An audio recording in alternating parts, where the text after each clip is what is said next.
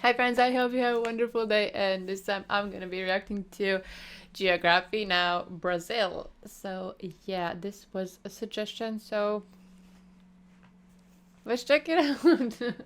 Hey Geography peeps, so Brazil is one of the largest countries in the world. Obviously, I won't be able to cover everything within about 10 minutes. I'll try to do my best, but in the meantime, soccer, monkeys, Amazon, Ronaldo and samba songs, capoeira, anacondas, carnaval, and attractive people that kind of have like tan skin. Oh, come on guys, you knew that was coming.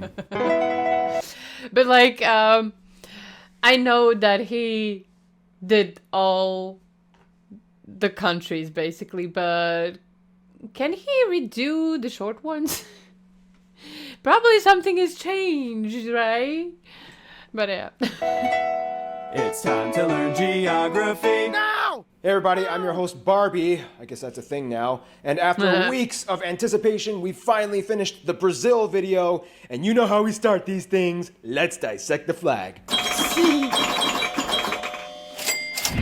The flag of Brazil has a green field with a yellow rhombus in the middle and a blue disc in the center with 27 stars scattered throughout the disc, and the country's motto depicted on a white band sprawled across the blue disc. Some people might tell you that the green represents forests and yellow represents gold, but yeah, that's not really true. The green and yellow are actually inspired from the former imperial flag of Brazil, which was derived from two royal households, the green representing the House of Braganza for King Dom Pedro I, and the yellow for the House of Habsburg that his wife Maria Leopoldina came from. The blue disc and the stars are what make up the most fun part of this flag. Each star represents one of the 27 states of Brazil. Furthermore, they are all separated into 9 different constellations that you can typically see in the southern hemisphere. Straddling across the blue disc is a banner with the country's motto, Ordem e Progresso, which means order and progress. A flag with stars representing each state in the country. Ah, Brazil, I think there's some people that can gel well with that.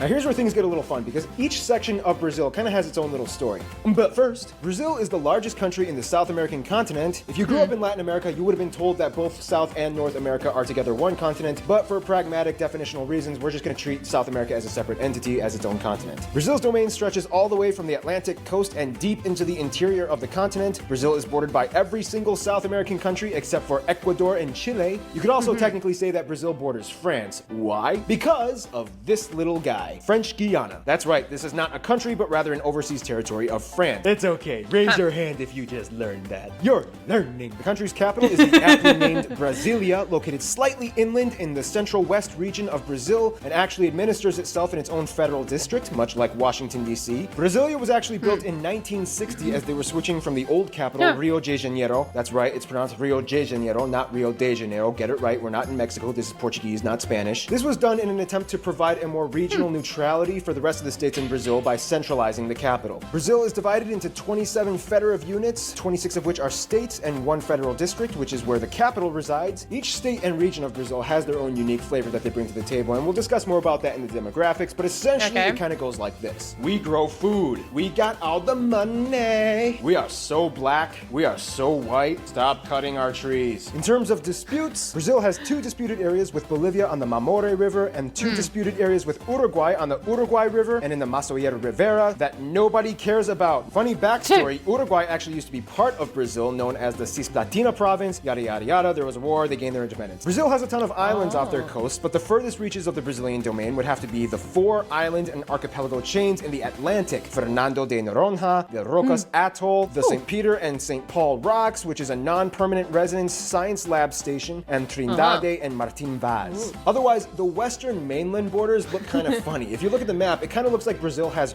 river Tourette syndrome, in which they have a lot of half rivers, but then they jump onto the next adjacent river, which is like a couple hundred kilometers away. It's like, I'll take part of the Rio Acre, but then, I'll cut through and make my way over to the Rio Purus. I'll take the Rio Santa Rosa, but then, I'll jump over to Rio Breu. This all had to do with centuries of disputes with the former empires, and today you have this massive piece of sovereign complexity. And that's just the borders. Wait till you see what's inside the borders.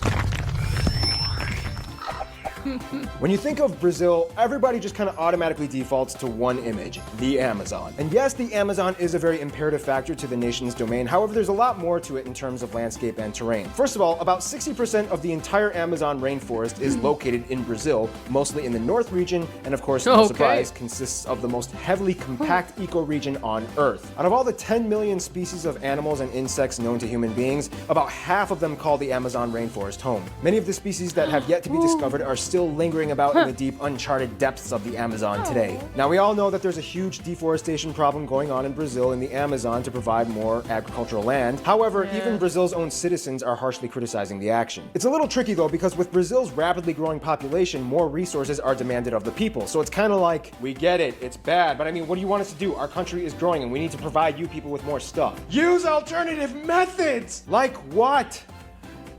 We're working on it! Otherwise, outside of the Amazon, the rest of the country has a vast array of contrasting scenery almost equally as fascinating. Along the coast, you have the Mata Atlântica, or the Atlantic Forest, the Cerrado, or the tropical savannas in the center. This is also the area where most farms and ranches can be found. Also, keep in mind, Brazil is one of the top countries in meat production and exports. In the south, you have the Araucaria, or the pine evergreen forests. In the north, you have the small mountains, especially close to the border of Venezuela, in which you can find one of the most notable natural landmarks being the tri-point border between Venezuela, Guyana, and Brazil, Mount Roraima, even though Brazil only owns about 5% of the mountain. But still, it counts. Roraima is one of the strangest looking flat-top plateau mountains.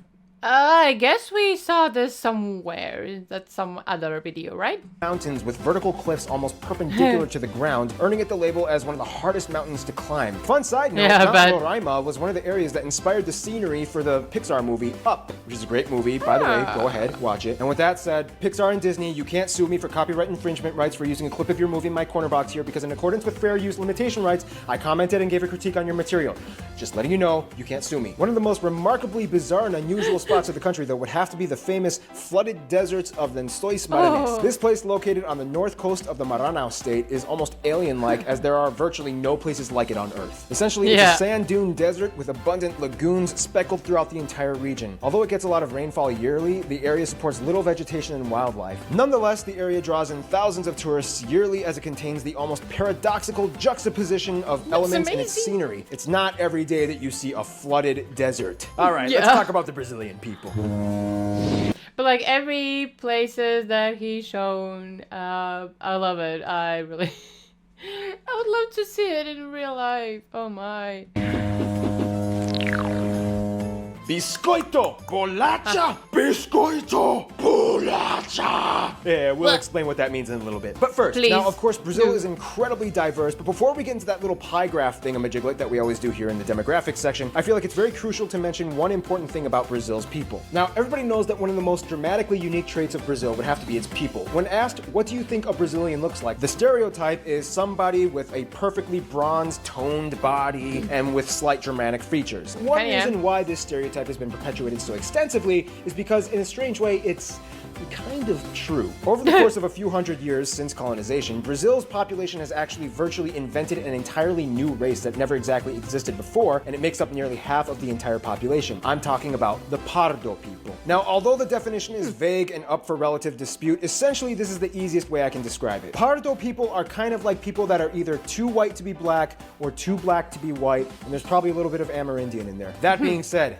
now let's jump into the pie graph. Brazil has about 202 million people, making it the fifth most populous country in the world, right behind Indonesia. About 47% of the people identify as white, about 43% identify as Pardo, about 8% are black, 1.5 Asian, and a very small portion, about 0.5% of the population, are Amerindian. Speaking of Asians, at about 1.5 million strong, Brazil is actually the country with the largest Japanese population outside of Japan. About 70% of whom live in the city of Sao Paulo. Asians have actually historically been migrating to Brazil for centuries. In terms of socio-regional distinctions, Brazil has quite the buffet of ethnic enclaves. For one, you can typically find more black people in the north, and especially in the Bahia state, where they make up over half of the entire population. This is also the area where you can disputably find some of the best capoeira masters in the world, as it is believed to have originated in this area. In the south, and more specifically in the Rio Grande do Sul state, you have one of the largest white populations in the entire country, with immigrants coming from places like Germany, Italy, and the Netherlands. In fact, many of these places have remained relatively untouched by the rest of Brazil, and many of the communities still retain the mother language of the country, the members of the community came from. Oh, and there's a joke in Brazil that nobody has met anybody from the state of Acre. It's so far and secluded that you may as well just call it North Bolivia. It's mine, Brazil! Nope, too bad, we won it in the war, it's still ours, deal with it. Then of course you have the various native tribal groups. There are about 240 tribes that a little over 900,000 people claim to be a part of ethnically. The government has recognized 690 territories and reservations for these various people groups that make up about 13% of the entire country's landmass, nearly all of it localized in the Amazon rainforest. Brazil's governmental agency for tribal peoples has a list of about 80 uncontacted tribal groups that deliberately choose to remain disconnected from the rest of the world. The governmental agency speculates that there are still many unnamed, undiscovered tribes currently living in the vast, uncharted forests of the Amazon. Culture-wise, it really depends on where you are in Brazil, but everybody knows that Brazil kind of has a very vibrant way that they carry themselves out to the rest of the world. The center of culture disputably being Rio de Janeiro,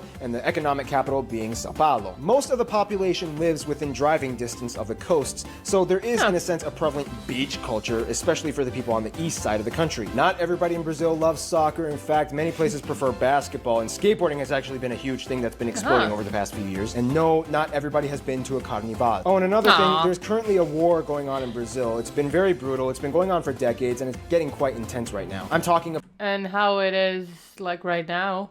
about the cookie war. In Brazil, people will ridicule you if you pronounce the word for cookie differently from them, and especially it's a whole Rio versus Sao Paulo thing. People in Sao Paulo will call it bolacha, and the people in Rio will call it biscoito. This conflict has led to the violence and deaths, leading in the victimization of people caught in the crossfire, and you almost fell for it, didn't you? Now let's I thought that he is telling the truth. I thought it couldn't be just from the word just from one word how you are calling the cookie. Oh my Jesus. Let's talk about their relationships. Now, Brazil kind of gets along with everyone, but he's kind of like that friend that ventures off and does whatever he wants while you wait in the hallway until he comes back from doing whatever he's doing. First off, pretty much all of their neighbor nations get along with them, although Argentina has a huge competitive hatred for Brazil when it comes to soccer. But all that aside, they have good relations and trade policies. Then, just like I mentioned before the Angola video, they get along with other nations of the former Portuguese Empire like Angola, Mozambique, São Tomé and Príncipe, Cabo Verde, and so on. They even get along with Portugal and have no bitterness towards the former colonization. Now, when it comes to the US, for centuries they've been good friends and have a deep history of trade and alliances. However, recently Brazil has been kind of diddle-doddling off making friends with other people that kind of give the US the old shifty eye. Then we have Venezuela and Cuba. Brazil has sided with the Venezuelan government more in the past few decades and has built a $1.5 billion port in Cuba. Then we have Iran. Recently, Brazil has been testing the waters on attempting to build ties with them, although they haven't really improved much recently. Nonetheless, Brazil is quite the popular guy. Not many people dislike Brazil, except for maybe the Brazilians in Brazil that may complain about their own country's administrative affairs, but that's a lesson you'll have to learn by talking to an actual Brazilian person, not me. Plus, we're almost out of time. In conclusion, Brazil is so much more than just the Amazon and soccer, and we didn't even scratch the surface of Brazil in this video. And to find out more, I recommend just talk to a Brazilian. Just remember which side of the cookie you're on. Stay tuned. Brunei is coming up next. Yeah, I as usual I missed food section, so please tell me something more. And yeah, the nature looked amazing, and I would actually love to see in real life. He said it like a palm trees, pine trees, but it looked like, I don't know how to say it. We have like one kind of plant. It looks like that. Like, it's so funny when I'm trying to explain something. My brain is not working. Sorry. But yeah, I loved it. Oh my. And the frog with the blue mouth. Oh, so interesting. Oh my. So yeah, thank you for suggesting, and if you did enjoy this video, please consider to leave a like and subscribe, and of course please comment something more about Brazil. I want to know what is your favorite dish or something, and yeah. Feel free.